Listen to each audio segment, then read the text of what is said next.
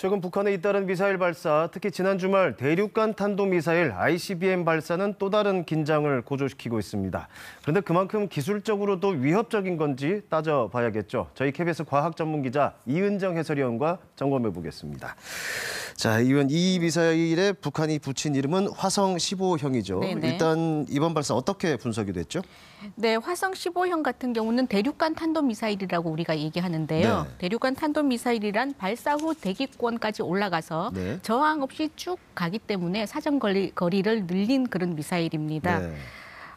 이때 지난 화성 15호는 사실 2017년에도 발사를 했었어요. 네네. 그때는 4,450km까지 올라갔는데 이번에는 5,700km 이상 올라갔단 말이에요. 네. 이제 비행 거리는 엇비슷했습니다만 발사 고도가 좀 더 높아진 것으로 봐서 엔진 효율이 높았거나 아니면 탄두를 소형화했다고 좀 더 생각하고 가볍게. 있습니다. 네. 네네. 북한이 고각 발사를 했기 때문에 이런 건데요. 정상적인 각도로 발사했다면 14,000km, 즉 미국 본토까지 공격할 수 있는 거리다. 이렇게 전문가들은 보고 있습니다. 네, 제대로 쐈다면 미국 본토까지 사정거리에 들어갈 수 있다. 그렇죠. 이 정도까지 가능하려면 여러 핵심 기술들이 있어야 되지 않습니까? 네, 그렇죠. ICBM의 핵심 기술은 먼저 대기권을 뚫고 올라가는 추진력입니다. 그렇죠. 근데 대기권은 뭐 100km 정도니까 올라가는 건 별로 어렵지 않고요. 네. 한번 올라갔다가 우주에서 분리된 탄두가 다시 대기권을 뚫고 지상으로 내려와야 되는데 네. 이때 재진입 기술이 가장 핵심입니다. 네. 재진입 시 엄청난 마찰로 열이 발생하는데 탄두가 이것을 견딜 수 있어야 하고요. 네. 또 세 번째는 재진입하면서 원하는 목표 지점에 정확히 날아가야 무기로 기능을 하겠죠. 그렇겠죠. 또 목표 지점에 가서 원하는 높이에서 탄두를 폭발시키기도 합니다. 이런 건 굉장히 어려운 기술입니다. 네. 자, 그런 기술들, 이번에 북한 미사일이 이런 기술들을 충족하고 있느냐, 이게 관건인데 그동안 이 재진입 기술이 완성됐다 아니다 분석이 많이 있었지 않습니까? 이번에는 네네. 어떻게 평가를 할 수 있을까요? 네, 우선 발사 당시 일본에서 촬영한 영상을 함께 보겠습니다. 네.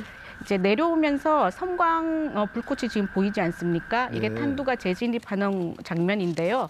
국내 전문가들은 이때 그 불꽃이 두 개로 분리되는 부분이 살짝 보였다고 합니다. 그래요? 이것은 이제 탄두가 갈라졌거나 하는 문제가 있었다고 하는 건데요.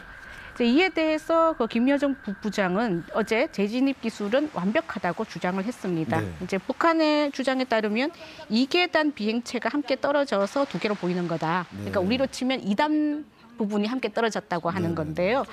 정상적인 상황에서는 2단이 함께 떨어질 수가 없습니다.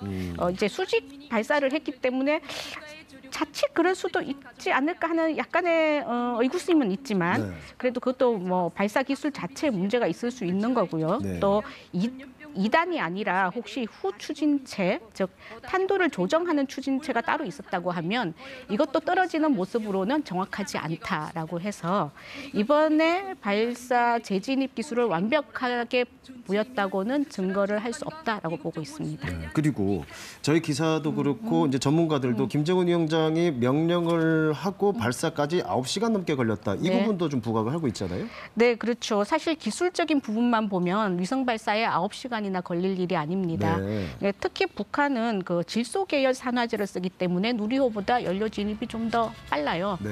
그래서 최소 뭐 30분, 아무리 길게 잡아도 1시간 정도 걸릴 건데. 걸려줄 시간이. 네. 뭐 또 이동형 발사대를 쓰고 있지 않습니까? 네. 이동 시간 발사대에 뭐 내리는 그런 것을 생각하더라도 이건 기습 발사로 보기는 좀 그렇죠. 어렵다. 네. 그렇게 생각해요.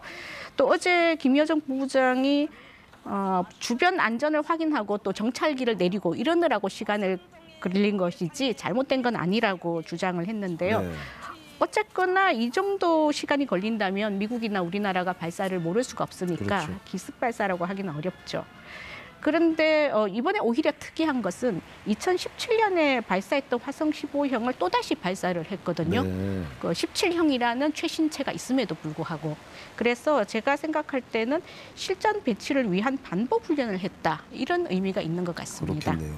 그런데 이제 북한이 이런 장거리 미사일을 개발을 하면서 줄곧 주장하는 게 이거 우주 탐사 기술을 발전시키는 거다 이런 주장을 하잖아요. 네. 자, 그렇다 치면 지난번 우리 누리호 발사도 성공을 했는데 이게 기술적인 비교가 가능할까요?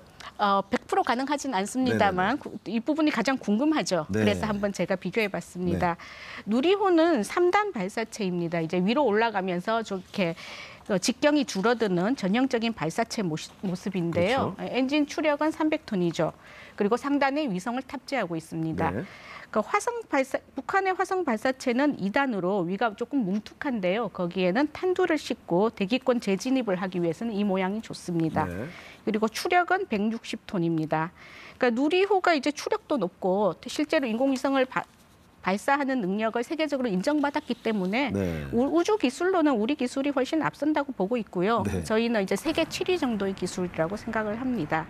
그런데 우리나라는 이제 무기로 사용하기 위해 개발한 것이 아니니까 이번 미사일 기술로는 우열을 좀 평가하기가 어렵고 네. 우리는 또 발표를 안 하고 있습니다. 그래서 발표한 내용만 본다면 북한이 여러 번 시험 발사를 했고 또 훈련이 좀 많이 된 것이 아닌가 그렇게 생각됩니다. 예, 발사체의 비교만 조금 해봤고 자 이제 그런 기술 차이들 북한이 이런 점도 모르고 있지는 않을 거고 앞으로도 계속 이제 기술 수준을 끌어올리려고 노력을 할 텐데요.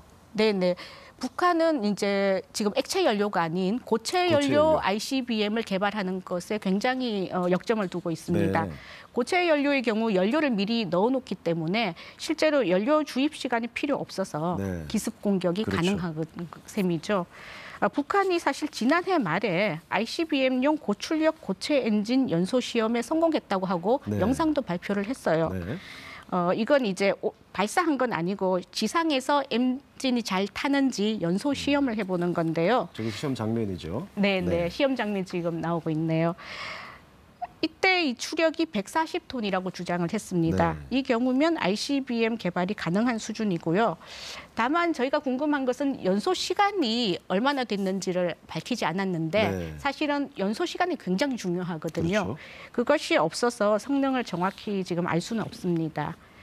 이제 우리나라 경우에는 국방과학연구소에서 고체 연료 우주 발사체를 지금 개발하고 있는 중이고요. 네.